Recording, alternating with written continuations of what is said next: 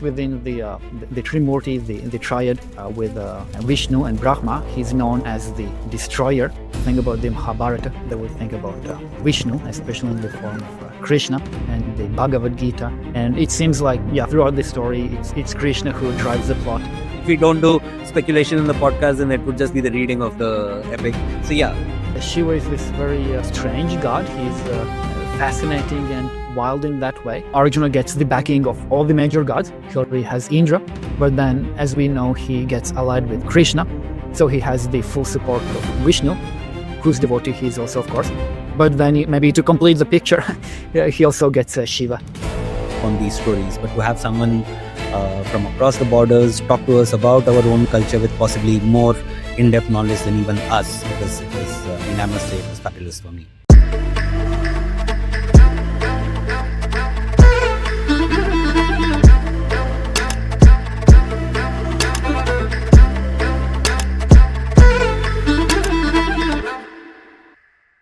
Hi everyone, welcome to yet another episode of Mythik Dialogues. I am Manish Hariprasad and I'm your host for the podcast.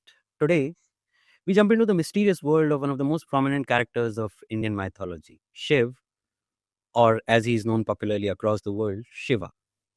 He is a part of the Indian cosmic trinity, known as Trimurti in India, or Tridevs. And we have Valter Negribs today to talk to us about Shiv. Just a little bit on Valters. Valter Negribs joins all the way from Latvia. He holds a DPhil in Sanskrit from the University of Oxford. He has a master's in the tradition of yoga and meditation, and a degree in social anthropology and religions from SOAS, University of London. So welcome, Valters. Hi Manish, thanks for that introduction. I look forward to having a great conversation about this fascinating topic of Shiva and the Mahabharata.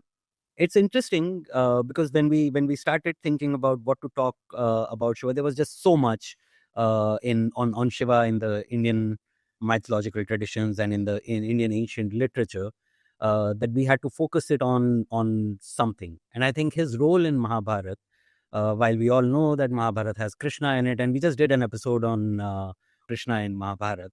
The role of Vishnu in Mahabharata as Krishna is fairly well documented, and it's fairly popular as well. How would you, in your understanding, how would you describe Shiva to someone who doesn't really know him or know of him? Shiva is this very maybe strange god. He's a bit of an outsider. He's fascinating and wild in that way. While other gods have these celestial mansions and they live like kings, essentially, in their own realms. Shiva is this ascetic figure. He lives in the Himalayas on Mount Kailash. He wanders around as an ascetic, clad in tiger skins, wearing dreadlocks. And he does his own thing. He's this independent character. And as an ascetic, he's also, the leader of the yogis and the founder of many yogic teachings. Like when you are saying him as a yogi, he's very popularly known as Adi Yogi or the first yogis or an ancient yogi. So would you shed a little light on that as well? If you look at all of these tantric texts on yoga, they're often in the form of a dialogue between Shiva and Parvati. He teaches the goddess about yoga, and there's this myth, this story about Matsyendranath, who overheard the conversation. I think he was swallowed whale or some big fish or something like that, and so he could hear about that unseen, and so he went on to found the yogic lineage. Maybe going back to Shiva. So of course within the Trimurti, the triad with Vishnu and Brahma, he's known as the destroyer primarily. And also, as we'll see in the Mahabharata, he often has this very destructive aspect, which is still a part of the cosmic order. And it's an indispensable part, I would say. It's interesting that you say that he's supposed to be the destroyer as far as his role in the Trinity is concerned. Does he come across as a destroyer even in Mahabharata? Can you set the stage for us as to where does Shiva stand in this whole world of Mahabharat, which also has like I said earlier, which also has Vishnu as Krishna, and Brahma with enough boons to enough people within Mahabharat.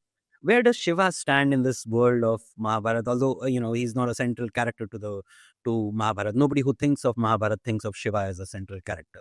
So can you just set the stage for us for Shiva's role in Mahabharat? Yeah, indeed, as you say, when people think about the Mahabharata, they would think about Vishnu, especially in the form of Krishna and the Bhagavad Gita. And it seems like, yeah, throughout the story, it's Krishna who drives the plot, makes the destiny for our heroes. And yeah, it was actually quite interesting for me to think about Shiva in the Mahabharata. I had never really thought about this deeply and paid attention to him. But when you do start thinking about him, he appears in some key episodes. Maybe the most important one is the so-called night raid after the war is over already, and there he himself enters Ashwatthama and causes a great slaughter. But yeah, I suppose we can talk about that in more detail. I think it would be good if we go chronologically as far as Mahabharata is concerned. So, I mean, Mahabharata begins with, obviously it begins with the whole lineage of the Kurus. But the real story of Mahabharata, the Kauravs and the Pandavs, it sort of begins with the birth of the five Pandavs. One of them is Arjun, and Arjun is quite. Yes, he will have a few things, a few encounters as far as his journey in Mahabharata. He will have a few encounters with Shiva, but even before his journeys begin, I mean, is there something that associates Arjun with Shiva right from his birth? Yeah, there is this. I don't know how exactly it is phrased, but he is associated with both Shiva and Indra, and the link with Indra makes a lot of sense because the five Pandava brothers, they are parts or amshas in Sanskrit of major deities who come down to earth in a human form to counter, let's say the forces of evil, the forces of disorder, adharma in Sanskrit. And so Arjuna is a part of Indra, who is the king of the gods. And so he should already be very mighty from that side. But then to boost him, he also gets this link with Shiva, which will play out later in the Mahabharata when he'll worship Shiva and get some boons from him. What is what is there anything right at his birth which sort of is associated with the Shiva? Any prophecies, any boons? We all know that Arjun was born. Arjun had Indra as his divine father, so to say, while Pandu is his father on earth. But the divine father being Indra, how does Shiva sort of play into this Indra and Arjun story? Yeah, well, he's just mentioned in this birth prophecy, and again, it's a good question of why he's there. So one is that thereby Arjuna gets the backing of all the major gods. He already has Indra, but then as we know, he gets allied with Krishna, so he has the full support of Vishnu, whose devotee he is also, of course. But then maybe to complete the picture, he also gets Shiva in his team, so to speak. Well, that's how I see it. Okay, it's quite fantastic because we do see sort of a mirroring of the same thing happening even in Ramayana, where when Vishnu is sort of coming down as Ram, he instructs all the other gods to sort of be born as vanars or supporters of Rama. And in here, I think a similar story does play out where Shiva is where Vishnu is taking an avatar as Krishna, and he's expecting the other gods to sort of play their role in defeating all evil that exists on earth at that point in time. So your thoughts on that?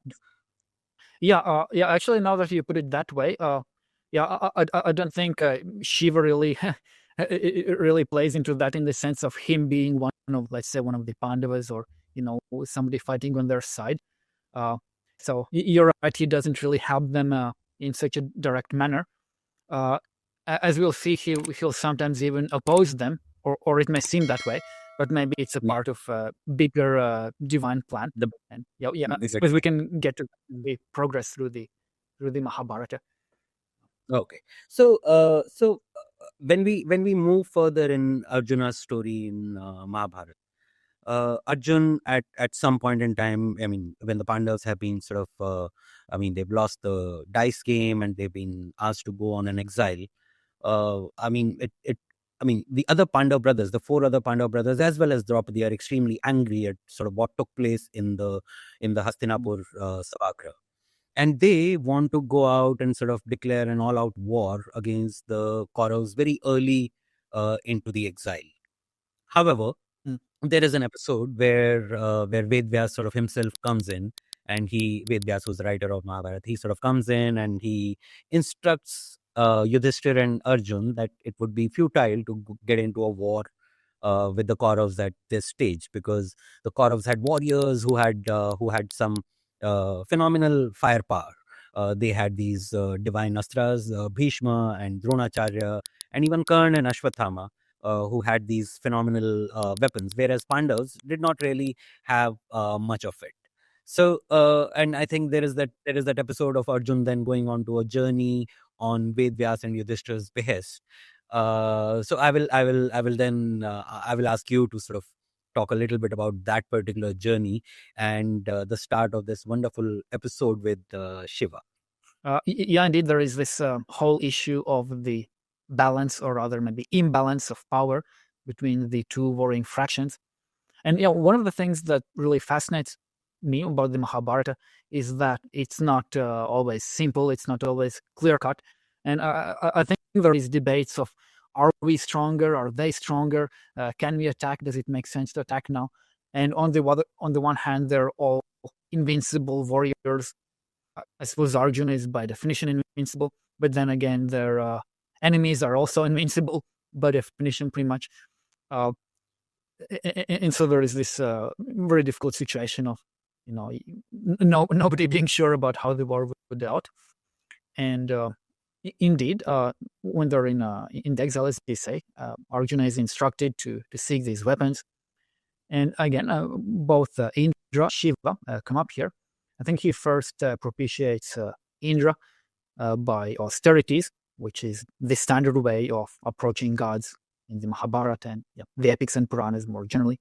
In all these stories, you have somebody who does these extremely impossibly difficult practices of, I don't know, standing on one leg for a very long time, or not eating anything for a long time.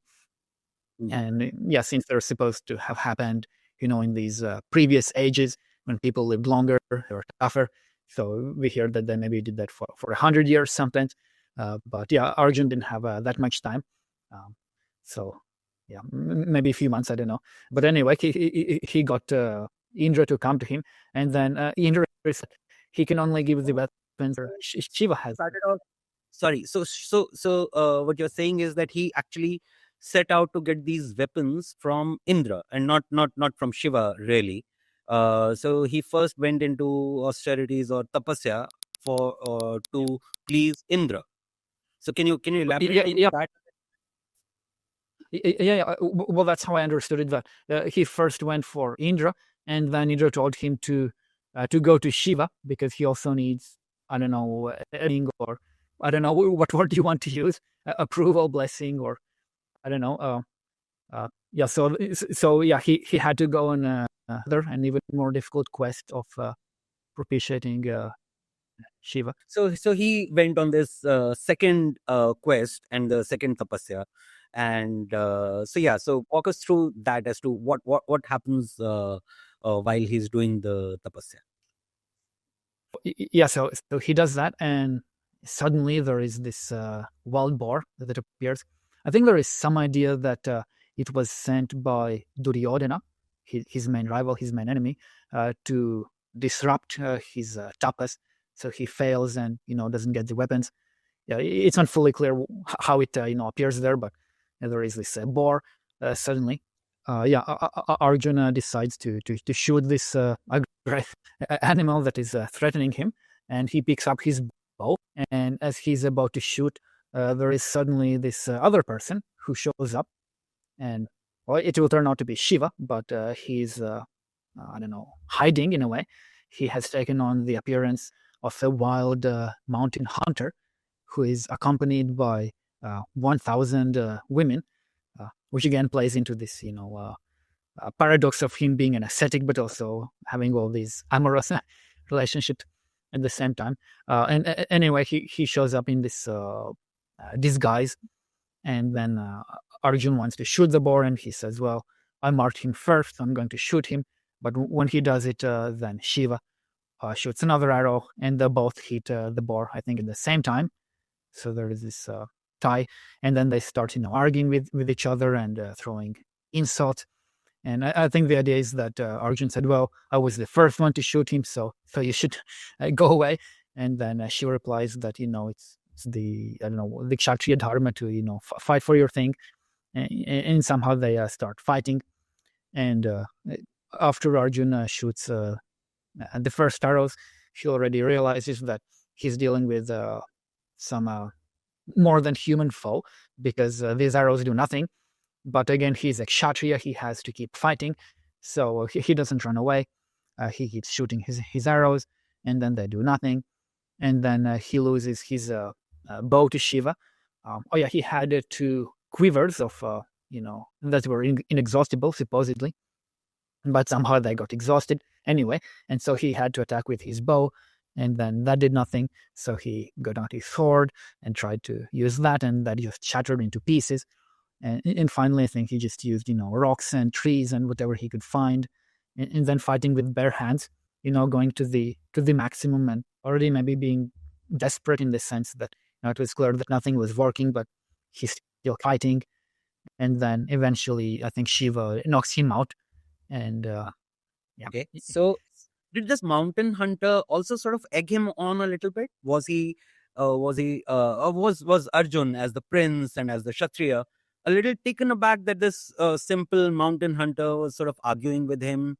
I mean, did it hurt his ego sphere? Yeah, I'm not sure if he hurt his ego, but yeah, I think that was his thinking that, that this mountain hunter is no match for him, that he's just, asking for trouble and trying to get in a fight that he's going to lose. But of course, it then turns out a bit different.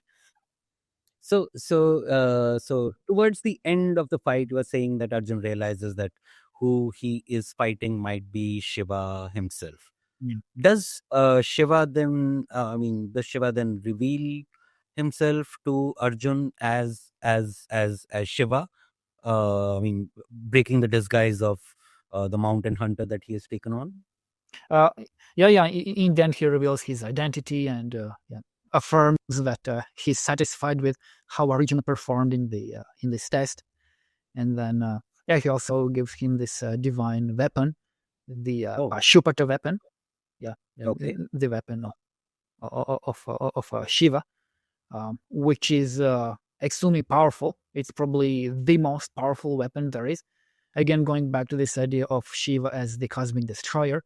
So in this never-ending cycle of creation, destruction, he does the job of destroying things, of creating pralaya, this state of dissolution, and then he has this Pashupata weapon, which is actually capable of doing just that, of destroying the whole world. And then, he somehow gives that to Arjun, which may sound a bit irresponsible, but I think that's just another test for Arjuna, because I don't think Arjun actually ever uses that weapon. And again, it may sound a bit paradoxical, but I think maybe that's the whole point of him. He again maybe survives the temptation. So before I discuss more on Shiva and Arjun within this episode, can you tell us a little bit more about Pashupatastra? What are astras in general? How was Pashupatastra different from the other astras, and what kind of a power did it have? Also, if it was ever used in Mahabharat or in any of the other epics by Arjun or someone else. Yeah, so some of these divine weapons are a bit mysterious. You just hear that it's the weapon of Shiva or Agni or Brahma, and they're all really powerful. But I think the more powerful of them are the Brahma's weapon and also Dupata weapon. And I think there were some descriptions in the Mahabharata of what it would be like. I think it kind of splits into 1,000 new missiles. And yeah, so I think that is that when you shoot one of these divine astras, missiles, then it's not that they hit just one target, they somehow multiply. Yeah, again, it's like maybe shooting some kind of a rocket that splits into many rockets and then can hit many targets at once. That's how I would think about these weapons. And yeah, I suppose if we go chronologically, we'll get eventually to Ashwatthama, who I think does use this weapon or a weapon which has the same name. But yeah, maybe we can get back to that later, or just very quickly, what happens is that yeah, he shoots that, and then I think there is the danger that the world will come to an end because it's a very very powerful weapon. I think there is some idea that you can use it against a very strong opponent, and if the weapon is a match for the opponent, then maybe the world will not end, and only that guy will be destroyed. But still, I think the danger is there in any case. And yeah, he shoots it, and then yeah, there is this a very horrible thing where I think they redirect its energy to hit the unborn babies of the Pandavas. Yeah, I suppose they're grandsons at this point. Yeah, guys like Parikshit. Yeah, we can get back to that in a while. But yeah, does get used. It has absolutely devastating, horrible consequences. But yeah, the world is not destroyed. So, do you think this was a special test that was designed by Indra and Shiva to test if Arjun is the right person to be given these weapons to? Yeah, you're right. We have all these, so to speak, bad guys who get boons from gods just because they practice tapas. Well, that's just how tapas work. You know, basically you accumulate this heat as you do it, and then there is also the danger that if you keep doing it, it will also burn the whole world. So the gods have to comply and say, okay, yeah, I'll give you the boon. But yeah, you're right. I don't think anyone gets anything as dangerous as the Pashupata weapon, other than Arjun. Uh, yeah, so maybe they they did have to test his character before giving him that. Yeah, that makes a lot of sense. Superb. So, any other thoughts on this part before we move on to the next part of Shiva and Arjun? Yeah, well, maybe the only thing to mention, to conclude this event, is that, of course, after he has Shiva's approval, yeah, the physical touch, which, as we said, could be a form of initiation or something like that. After that, he does get admitted to Indra's heaven, and Indra drive him up. He travels up in Indra's chariot, and and then he gets all the training he needs, and all these additional weapons that are still terrible, but you can still use them without destroying the world. And that then prepares Arjuna for. So that brings us now to the other character who has been the other character from Mahabharat, who was severely sort of influenced right from birth to possibly the end of Mahabharat by Shiva, and that is Ashwatthama, Dronacharya's son.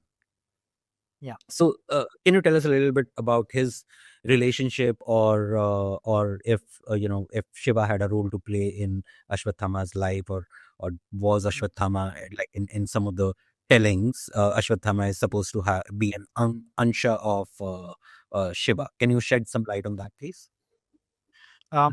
Yeah. So maybe just to give a bit of a context, as you say, he's the son of Drona, who ended up fighting against Arjuna, and so his son Ashwatthama was also fighting against Arjuna. And the thing about these guys is that I think they're to be seen as fully, so to speak, good guys. They are, excellent upholders of Dharma themselves, but somehow in this extremely complex situation, they end up, having to support, uh, the wrong side, so to speak. And again, that's a big conversation of how all of that unfolds, and how they all divide in these two opposing fractions. But anyway, I wouldn't say that he's an evil character despite fighting against Arjuna. He's actually again very honorable, and as a son of Drona, he is a Brahmin. But also, like Drona, he's a Brahmin warrior, so he's in this liminal space. He's between Brahmin and warrior, and yeah, maybe we see him more as a warrior in the war. And yeah, as you say, there is, I think, also some tradition that he was a part of Shiva, which then is very interesting, because then we would have a Shiva fighting against the other gods if we follow that tradition. But in any case, Shiva appears very prominently during the night raid that I mentioned, where he actually possesses the body of Ashwatthama. So at that moment, Ashwatthama becomes Shiva. But yeah, before we get there, just to explain maybe his anger and why he did all these horrible things, including releasing the Pashupata weapon. So what happened was that his father Drona was killed, using some deceit, some fraud, which is another huge topic in the Mahabharata, because again we have these two sides, and both are pretty much invincible, but then they still have to fight, and then sometimes they use not so clean means to achieve their aims. And anyway, Drona gets killed through trickery. I think they say that his son Ashwatthama is dead when he was not dead. And there was some elephant also called Ashwatthama, and then Drona just lays down his weapon, and then he's killed. And then Ashwatthama is extremely angry about all of that. He wants revenge. And then when the war is already over, when the war is already won, he goes to Duryodhana, the main opponent of Arjuna, and he swears to Duryodhana that he will, avenge what has taken place. And yeah, this is for me maybe the darkest episode of the Mahabharata, but also maybe quite important to the central, mythic structure, the central thing that is going on, which seems to be some kind of purge of the earth, some kind of destruction. Again, going back to Shiva, it's a bit of this destruction of the universe before something new can happen. Now, the Pandavas did believe that they are somehow equal to the Kauravs as far as firepower is concerned. And then obviously all the efforts of bringing the two sides to a peaceful resolution are made, and none of those resolutions sort of work. Krishna by then has decided that he would be on the side. I mean, he would be on the Pandavas' side, although he would not take part in the battle as a warrior. So, and we proceed further. Bhishma is killed, and then, as Valters was saying, Drona is made the commander of, or the general of, the Kaurav army. At that point in time, because Drona did some fascinating things, he was the one who created the Chakravyu, and he ended up killing a whole bunch of Pandav army. And at that point in time, it seemed almost, it seemed almost certain that the Pandavas are not going to win if Drona continues to be in the battle. And hence, to get him out of the battle, they sort of they propagate a lie, or a half lie, that Ashwatthama is dead. And it turns out to be Ashwatthama the elephant, and not really Ashwatthama, Dronacharya's son. But Dronacharya does ask Yudhishthir, who's supposed to be the most just of all the warriors, and Yudhishthir also under his breath sort of says that yeah, Ashwatthama is dead, and then quietly adds, not the man but the elephant, which obviously Drona doesn't hear. Drona gives up on his weapons and is killed on the battlefield itself. The question that I have to you is, if Ashwatthama was well aware of all of these weapons, why would he not start using these weapons at that point in time in the war? Yeah, that's a very good question, and I'm not sure if it's explicitly answered in the Mahabharata, so we can maybe only speculate. If we don't do speculation in the podcast, then it would just be the reading of the epic. So yeah, speculate. Um, Yeah, so I would say that he was probably aware of the destructive potential of this Pashupata weapon, which also somehow had from Drona. And he didn't want maybe the world to end. And at that point, he was maybe more self-controlled. He was maybe holding himself together and still playing by the rules, playing by dharma. Just fighting as an honorable warrior. Uh, and just keeping those more extreme weapons in stock because as we said before, I think they are comparable to nuclear weapons, and they're not the kind of weapons that you want to use in any circumstances. Even if you're fighting a very strong opponent. And and again, I think that maybe there is that both sides had these weapons. Which is again a bit similar uh, to what we see nowadays. So maybe if one shoots the Pashupata weapon, the other shoots it back, and then it becomes even worse. So that's not really the solution to the battle. But after everything he experiences, he really loses self control and he goes into this mad, murderous rage. Okay. So, okay, now coming to this most terrible of the episodes from Mahabharat, which is explained in the Saptik Parv. Saptik literally means while everybody was sleeping, or while sleeping. So, Saptik Parva, where everybody is sort of. Tell us a little bit about the Saptik Parva and the role of Ashwatthama in it. One is that, and post that, I think there is also there is stuff that happens before the Saptik Parva, which sort of leads to this Ashwatthama's night raid. So if you can tell us a little bit about the context of why Ashwatthama decides to go into this nighttime murderous rage. If you can, So the context to the night raid. Manish. So you already summarized the war. So it was lost. The Kaurav was lost, and they found one, and they destroyed pretty much everyone on the opposing side. It was just 3 guys who survived. Ashwatthama was one of them, and then the other ones were, I think, Kirpa and Kurtavarman, if I remember correctly. And so these 3 guys survive, and they get to talk to Duryodhana, who was the leader of the Kauravas. I think the idea is that he's mortally injured or something like that because he has been defeated. This is after the fight between Bhima and so Bhima and Duryodhan sort of have this mace battle, and in which again maybe a little bit by deceit or this thing where Bhim hits him below the waist, and Duryodhan is sort of left absolutely fatally injured, but not dead yet. So it is at this point in time that Ashwatthama talks to Duryodhan. That's how I remember it anyway. And then then he makes this vow to Duryodhan that he will avenge everything that's happened. And the things here are what we discussed already, the non-dharmic killing of his father, and also the way maybe Duryodhana was beaten. There was this blow to wear or something like that. So all in fact, I think Ashwatthama would have been pretty miffed with the fact that they used a little bit of a deceit. They put a half woman in front while sort of taking down Bhishma. Then they killed Drona, who was the next general, and again with a little bit of a deceit. And then Karn, who was the next general, and again Karn was hit when he was just trying to take his wheel out of the mud and not really in a state to fight.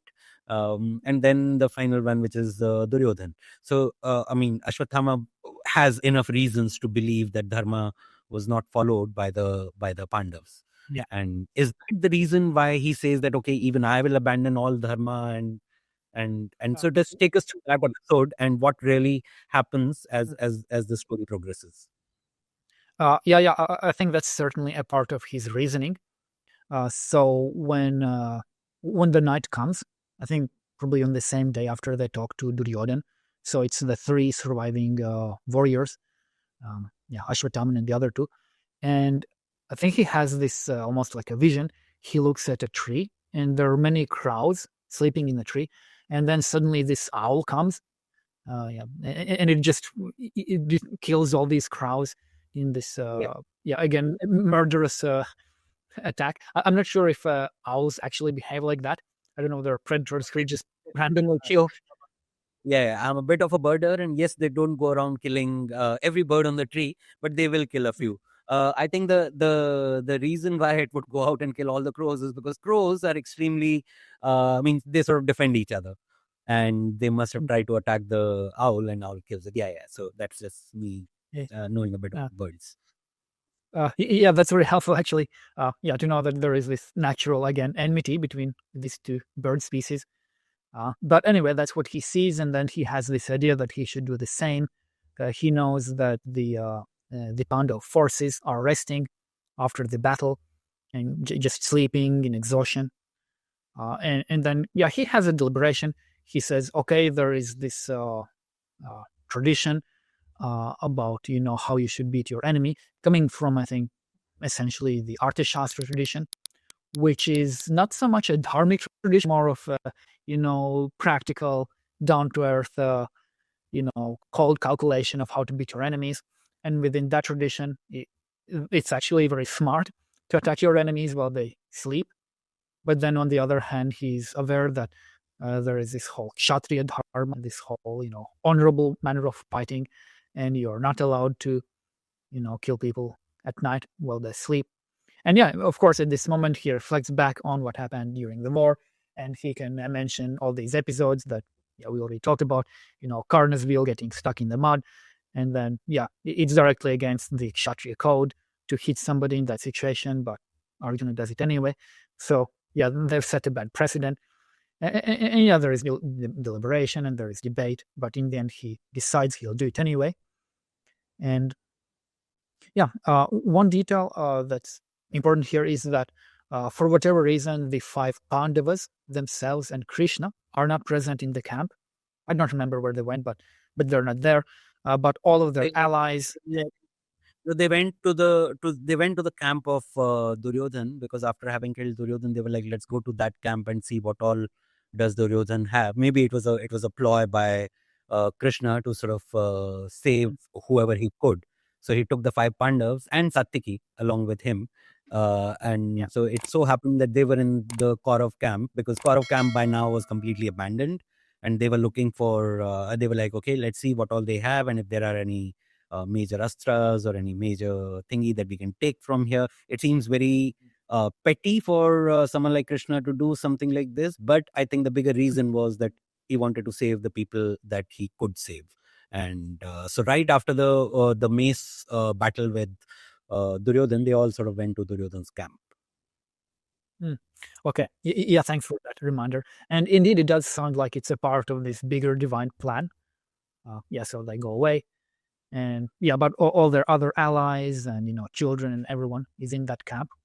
And then Ashwatthama shows up, and I think he can't get inside in the beginning because he sees this terrible vision, I suppose, of Krishna, who is actually he looks a bit like Shiva is sometimes depicted also in these tiger scenes, and there are some flames around him. So after Ashwatthama sees this terrible figure, he is like, what do I do to sort of bypass that terrible figure? And he starts praying to Shiva. And within that tapas, he almost wants to sacrifice himself, or in that yagna, he wants to sacrifice himself. That's when Shiva says, okay, fine. So Shiva removes that terrible figure from there and enters Ashwatthama himself, or an unsure of Ashwatthama, or that terrible figure itself enters Ashwatthama. How does it play out? I don't think there is any confrontation at this point. I think when he comes back as Shiva, then there is no guardian anymore, and he can just freely enter. And I think that's what happens. I don't think there is any fight. Now that the terrible figure has been removed, and Ashwatthama can easily enter with the ansha of Shiva in him, what happens inside the camp? Well, just absolute slaughter. He just murders everyone, and he does it in a particularly brutal manner. So again, for Kshatriyas, the normal rule would be if they're killed in battle, then they can go to heaven. So that's the reward for their dharma. Their dharma is to fight, and if they die fighting, then they get the reward. But he didn't use weapons. By purpose, he killed them like animals. And that's interesting from 2 points of view. So they're killed like pashus, with the word for domestic animals. And on the one hand, Shiva, of course, is the Pashupati. He's the lord of these, and so as Shiva, he's just killing them because he's the lord of Pashus. But also the other aspect is that they're killed like animals would be killed in a sacrifice. Because at least at this point, people would sacrifice animals, and then that gives maybe more of a symbolic meaning to this whole thing. So maybe the whole battle, but also this final sequel to the battle is some kind of huge cosmic sacrifice, where you just sacrifice pretty much all the kshatriyas, all the warriors are sacrificed on both sides. Everyone is just wiped out. And so now I'm coming back to, okay, so we've gone through the almost massacre of all the Pandavs as well. So the Kauravs have largely all been killed in the battle. There's just 3 who remain, which is Ashwatthama, Kripacharya, and Kritvarma. And on the Pandav side, while most of the key warriors were still alive before this night, on this night, Ashwatthama comes in, and while they're all sleeping, he sort of destroys the Pandav camp, and he kills everyone who is considered to be a great warrior, including Drishtadhyumna, which is Draupadi's brother, including Shikhandi, who's another son of Drupad, and many other warriors who are very well known. And he also ends up killing 5 sons of Draupadi from the 5 Pandavs. Does he mistake them to be Pandavs and kills them, or he knows that these are Pandava's sons? And did he sort of was he looking to kill Pandavas as well on that night? Yeah. So these are the questions that I've had. That's a good question. I don't know if he was actually fully aware that they were not present. Maybe that was a part of why he entered, because he knew that they would be absent, so he would at least succeed in killing those guys. Okay. And it was probably especially important for him to kill Drishtadyumna, whom you mentioned, because he was the one who killed Drona.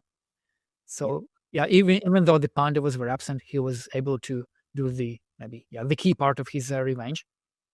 Yeah. And I think that the Pandava, their sons were probably not children. They were probably, late teens or something like that. They were already warriors. So they were participating in the Mahabharat as proper warriors. So it's not like he killed children, to do something that nasty. But I think his idea was simply to wipe out everyone in that camp, regardless of who they were. So I don't think he made any particular point about them being the sons of the Pandavas. And now coming to the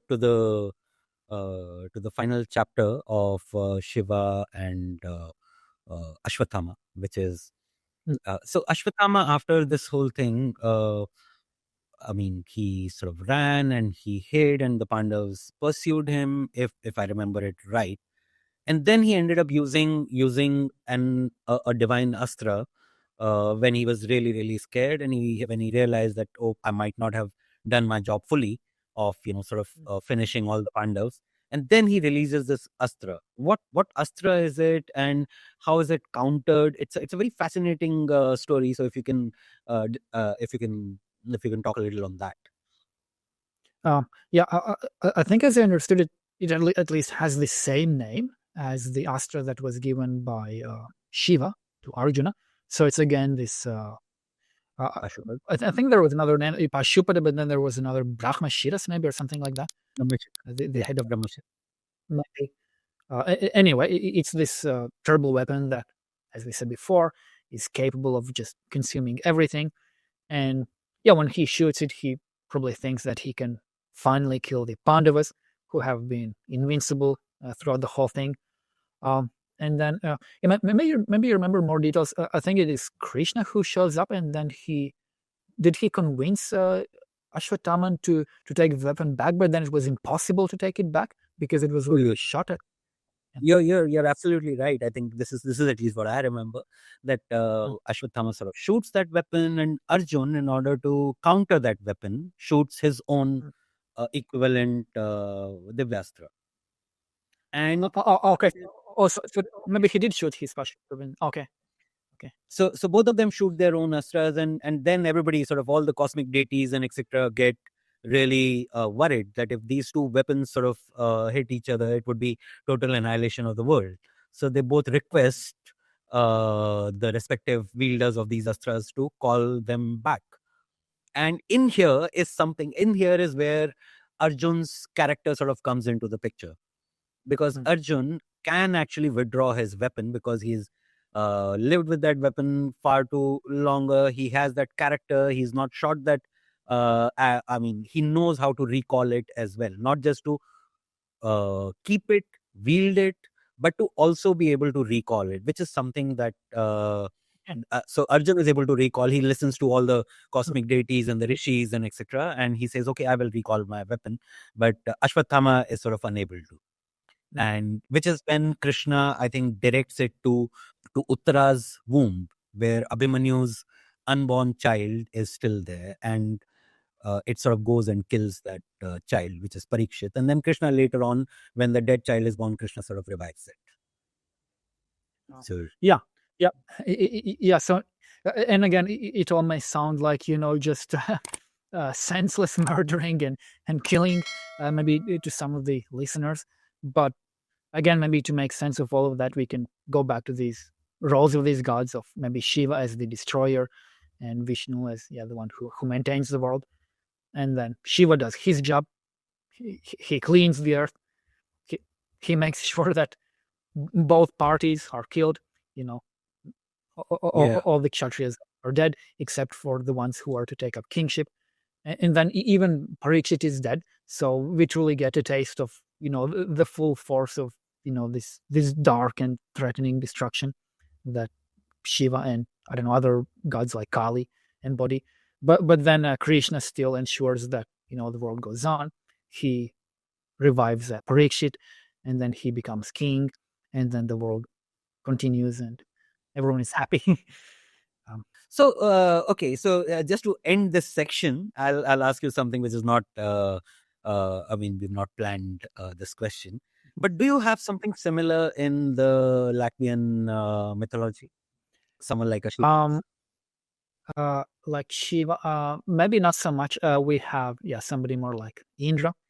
We have bad ones whose name is probably cognate with Parjanya, which is maybe a lesser known name for Indra. I think it also just means a rain cloud, Parjanya. And so the parallels would be maybe more with older Vedic myths. So in the Rig Veda, there is this story about how Indra fights these two demons, Vala and Vritra. And we also have a similar thing where Parkwans, our equivalent of Indra, the thunder god, where he fights a demon called Valens. No. And then later with Christianity, and so later with Christianity, they say that Valens is like Satan, but it's actually this much older Indo-European, demon that is shared also, with the Rig Vedic tradition, among others. Yeah, with the modern religions, they sort of tend to simplify the villains into a single thing called Satan or demon, and whereas I think there are enough shades of evil in most of the old ancient literature.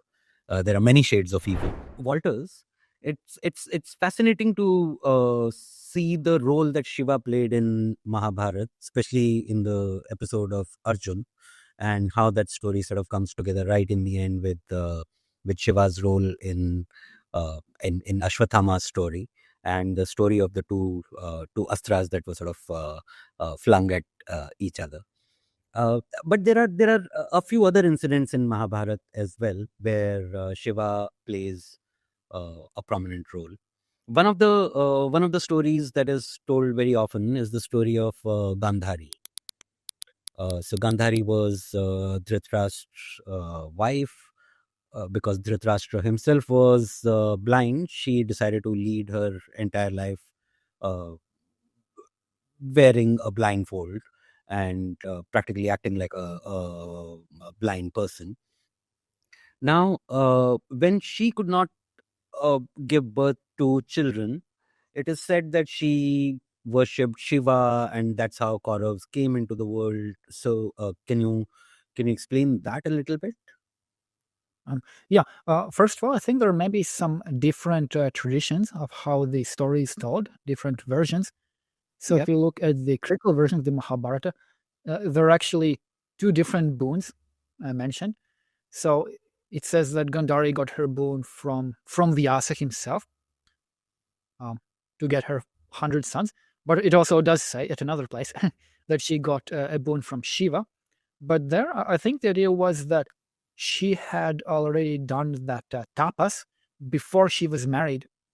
So I think that was a part of, the whole marriage proposal and why she was so attractive to marry, that they knew that she had that boon and that she would have 100 sons. So she got this boon in the version that you have read. She got this boon from Shiva himself. Yeah, it's not explained, but naturally, yeah, she would have done some tapas, and then she would have appeared, and then yeah, she would have got the boon. Um, Wow. yeah, there are other characters who ask for similar boons in the story of Garud also. But anyway, that's a different story.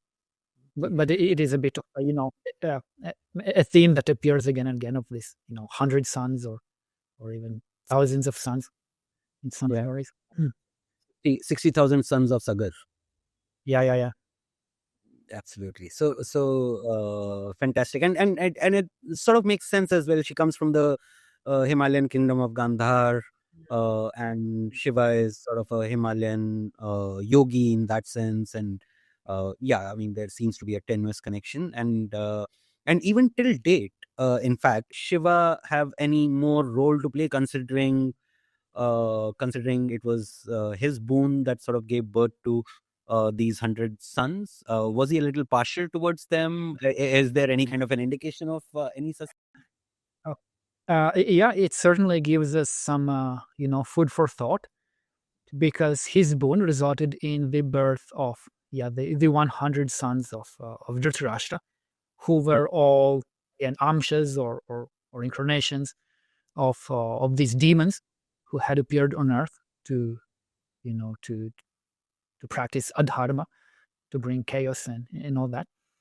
And yeah, and then all of that somehow comes from Shiva. So I don't know, maybe some people would want to see some antagonism. These guys come from Shiva, the Kauravas, and then on the other hand, you have Krishna patronizing the Pandavas. But yeah, that's not how I would look at it. I think again we can maybe think about this bigger divine plan of purging the earth, and yeah, you had to have both fractions for the big battle, or maybe the sacrifice of battle to take place. Very, very interesting that you say this, because I think, I mean, even if you look at the story of how Krishna also, sort of performs austerities or does a havan on a yagya, um, uh, uh, uh, for to get some blessings from Shiva, even in Mahabharat. So, what do you think is the importance of something like that? Krishna performing austerities for Shiva. He is already Vishnu, and unlike Ram, Krishna knows that he's pretty divine in that sense. He shows his divine nature a few times over. So, for a divine person like Krishna, what was I mean? When did he end up doing those austerities for Shiva? In what part of Mahabharat, as in which portion of Mahabharat? And what could have been the significance of such a yagna or a tapasya? Okay, yeah. So I don't know, maybe there are several parts of the Mahabharata that talk about this. The one that I consulted is from the Anushasana Parvan. It's one of Okay. these long books of instruction. So Yeah. going back to the war, when the war is over, the grandfather of the Pandavas, Bhishma, we said he was struck down in battle, but he was surviving again miraculously, either through his own power or maybe propped up by Krishna a little bit. So he survived, and he gave all these teachings about kingship and dharma, and also yoga and philosophy and all that. And that occupies books 12 and 13 of the Mahabharata. They're really huge in terms of how much space they take up in the Mahabharata. And yeah, they can be read essentially like libraries about statecraft and philosophy and so on. And yeah, within those books, in book 13 on Shasana Parvan, it mentions how Krishna. I will stop you here just for a second. Absolutely sorry for that, but I think it was important to let all our viewers know that while we think of Mahabharata as the book of war, so to say, the war literally gets over in the 10th chapter of Mahabharata, and there are 8 more chapters after that. And the chapter that Valters is talking about is the Anushasan Par, which is the 12th and the 13th chapter, I think. It's very interesting how this chapter comes about. So after the war is over and Yudhishthira has done his, he's done his Rajsuya, he's done his Ashwamedh. He's sort of become the king of what was, at that point in time known as the entire Bharat. So if he's become the de facto king, he does, Yudhishthira being Yudhishthira, he does sort of express to Krishna that I haven't really ruled as much, and definitely not a kingdom of this size. So can you please tell me how to rule over a kingdom this big? And Krishna is like, unfortunately, even I haven't ruled too much. I've won against the kings, but I've never really been a ruler. Even Dwarka is not ruled by Krishna; it is ruled by the erstwhile king of Mathura. So Krishna says that maybe I'm not the best person to tell you how to rule over a kingdom, but there is a person who can tell you all about it, and thankfully he is still alive in spite of the war. And he directs Yudhishthira to Bhishma, who's lying in the battlefield, still on a bed of arrows, waiting for the sun to move in the correct direction, so that he had a boon of Ichhamrityu from his own father, which means he could decide when he's going to depart this earth. So yeah, Yudhishthira goes over and asks Bhishma, and it is the greatness of Bhishma that he actually tells Yudhishthira about all the statecraft. And this is I thought it was very interesting. Not too many people would know about this, but a lot of Mahabharat is not the war. Yeah. Thanks for that extended introduction to books 12 and 13. Yeah, even by academics, they haven't been studied that much. So yeah, there is a lot of work to do on them to even to have proper translations that with annotations and analyze everything. But anyway, yeah. So I think in the context of just talking about Shiva and how great he is, there is this question, and then they tell the story of how Krishna also worshipped Shiva, and it's the same context as we mentioned before. I think it was his second wife. I forgot her name, and again, she wanted to have children, and in that situation, what you do, you do some tapas to get a boon from some god, and I don't know. I suppose for Krishna, there was maybe nobody else great enough that he could have chosen other than Shiva. So it's natural that he chose that. By second wife, you mean either Satyabhama or Jamvati? Yeah, Jamvati. Yeah. Jamvati. That was her. So, daughter of the bear king Jamban. So oh wow. So Krishna actually performed the austerities for Shiva so that he could get a son through his second wife, which is Jamvati, third wife, I think, second or the third wife. Yeah, second wife. Which was Sam, who plays okay. So fantastic. And there is this other boon which again sort of plays a fairly important role. Not too many people know about this incident, but but exactly like Ramayan, there is actually a flying vehicle even in Mahabharata, and it is a vehicle that belongs like in Ramayana, the vehicle belongs to a sort of evil king. In here as well, that flying vehicle belongs to another evil king called Shalva. So can you tell us a little bit about Shalva and this flying vehicle? In fact, it is said that the Pushpak of Ramayana was literally a two-seater. Um, but this flying Vimana, or the flying vehicle in Mahabharat, is almost the size of a city. So can you elaborate a little bit more on that? Yeah, first of all, yeah, what are these vimanas? And again, I think you get different descriptions in different texts and different, sculptures or images or whatever. But yeah, in many of them, you get these really tremendous, as you said, cities or palaces. Sometimes they're said to be flying palaces, but they function essentially as chariots. Yeah, for characters like Shalva or Ravana, when they go to war, they use them to fly and attack their enemies. And yeah, some people have said that it's like having, I don't know, UFOs described in these epic texts because of the way they move in the sky. They can hover, and then they can go any direction they want. That's how they move. Um, and yeah, so you can get them by getting a boon, or in some traditions just by getting good karma. I think in the Buddhist literature there are all these stories about people who accumulated good karma, and then they were gifted a vimana, this celestial palace that flies about, and then they just live in heaven happily. But yeah, now we have maybe more aggressive guys who use them for warfare. And yeah, Shava is a major enemy of Krishna. And again, the way their enmity started is in the same style as the main war of the Mahabharata, where there are all these ambiguities and insults, and there is revenge, and there is all that.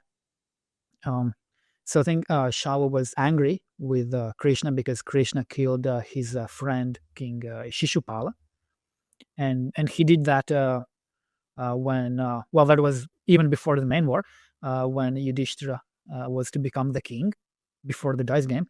I think so. He was having this event with all the important people, all the kings assembled, and then he honored Krishna very much. But then, this Shishupala was very upset. He said that, well, Krishna is not even a proper king, so you're insulting everyone, all these kshatriyas, and so on and so on. And then Krishna just killed him on the spot.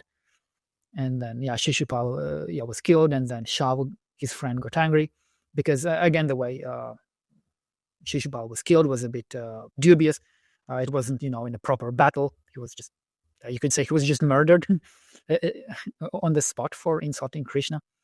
Yeah, and then, he just, as they do, performed austerities for Shiva to get this flying chariot to make him stronger in battle and so on.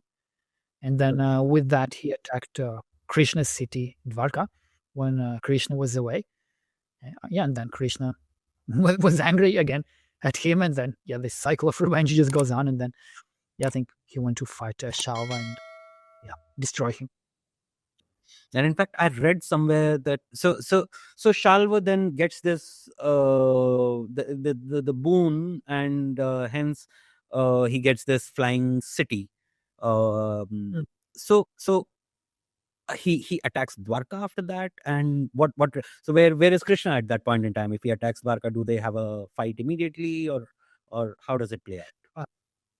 Yeah, Krishna was away. Again, I don't remember on what business exactly, but he was doing one thing or another. And so Shalva came in his absence and, harassed the citizens. But ultimately, he wanted to fight Krishna, who was absent. So I think he just retreated to his own city, Shalva, I think is the name. And then, I think he just waited for Krishna to come to him.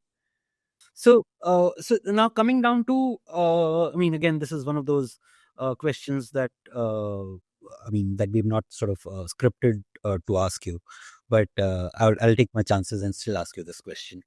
There have been a few pupils of Shiva, very illustrious pupils of Shiva.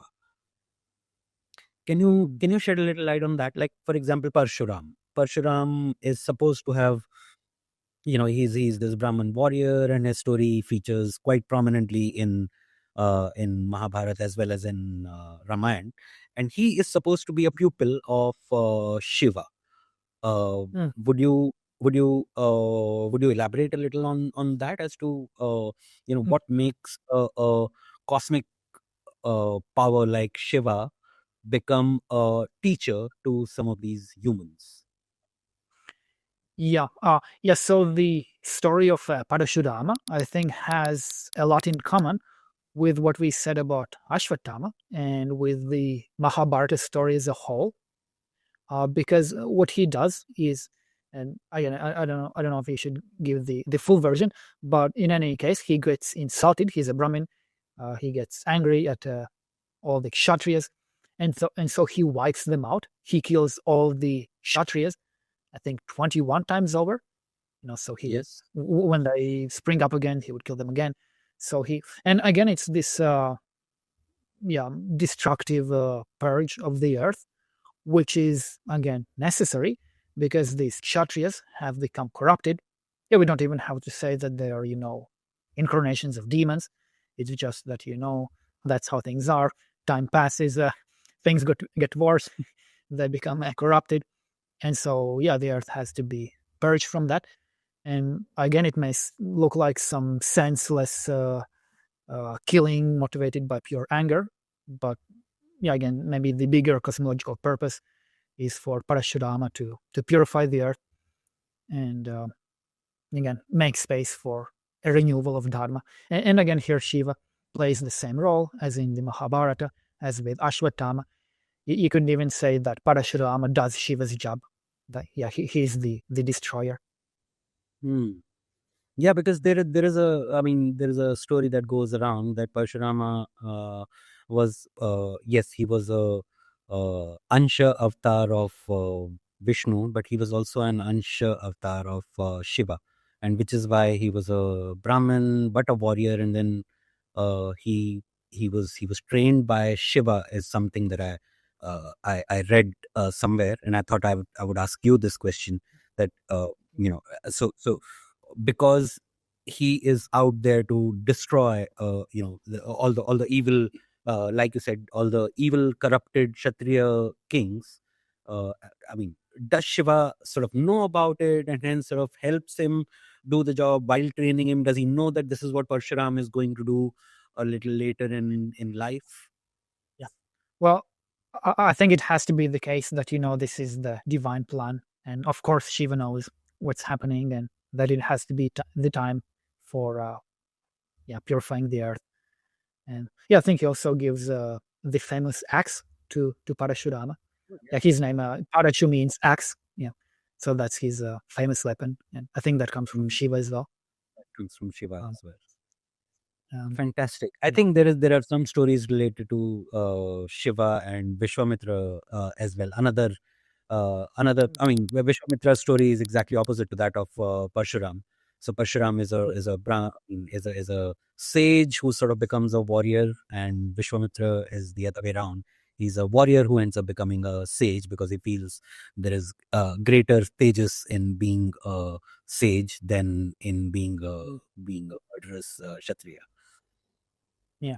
So does Shiva play a role in Vishwamitra's transformation as well? Yeah, yeah, I think he does, and indeed, I think Vishwamitra learns about the power of Brahmins the hard way, and Shiva helps him to do that.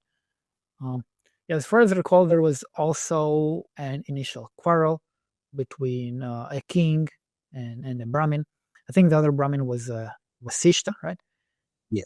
So yeah, the king comes to Vasishta's ashram, and then he sees this miraculous cow, and he wants to have the cow, and the Brahmin wouldn't give it to him, and then they start arguing and fighting, and then yeah, of course the king gets defeated and banished uh, through the power of the Brahmin, and then he does tapas to get I think weapons or yeah, weapons from Shiva, and then he comes back with Shiva's weapons, but even with these he can't beat yeah, Vasishta, Vasishtha. who is one of the main sages in the Mahabharata and Ramayana. Yeah. And so yeah, and yeah, so Shiva's weapons, they don't help him win the battle, but they are a tool for him to learn the lesson.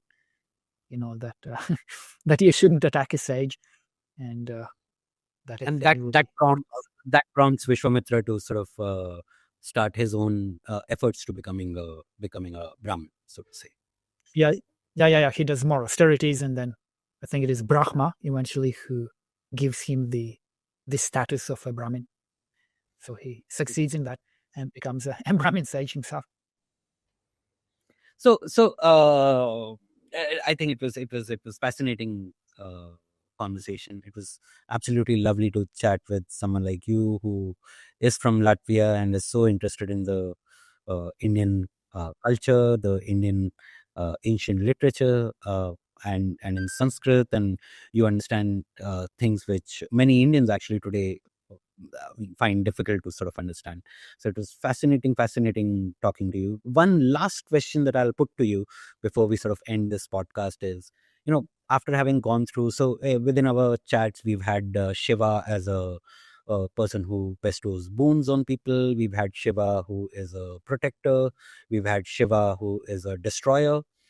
We've even had Shiva who is and there are other aspects of Shiva that we discussed. So I mean, and there is something. So in India, we use a word for Shiva, and one of the names of Shiva is Bholenath, someone who is extremely innocent and doesn't sort of scheme. I guess it is a bit to sort of also differentiate him from other scheming gods like Indra. But yeah, we do call him the innocent one. And so what is your take on that? He does seem to have very little scheming in his ways of, and he pretty much survives without any kind of a scheming. So what's your take on that? Yeah, I think it's maybe a part of his, ascetic demeanor. He's there in the Himalayas. He's disinterested. He doesn't really care about the worldly affairs. He's not after anything. No, he just does his own thing. Um, yeah, that's how I see that. Um, yeah, and yeah, yeah, it was very interesting for me as well to talk to you, Manish, and I learned new things about the Mahabharata, both by preparing We for the podcast and thinking about these questions, and also from talking to you.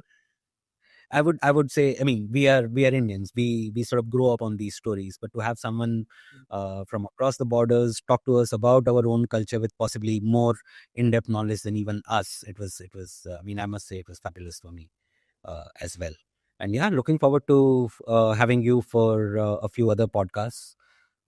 Thank you so much for this, and yeah, that should bring us to the end of this episode of Mythic Dialogues. Thank you so much, Walters.